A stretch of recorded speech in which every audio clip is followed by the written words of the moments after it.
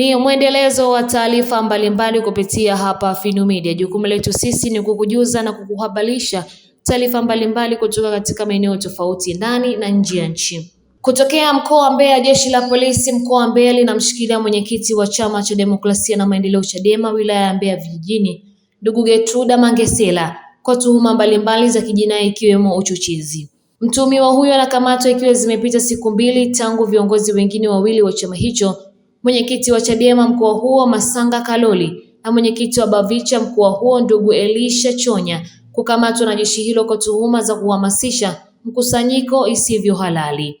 Taarifa hiyo imetolewa leo Januari 23 na jeshi hilo limesema mtuhumiwa amekamatwa Januari 22 majira ya saa 3 usiku katika eneo la Nsalala katika mji mdogo wa Mbalizi wilayani humo mkoani Mbeya.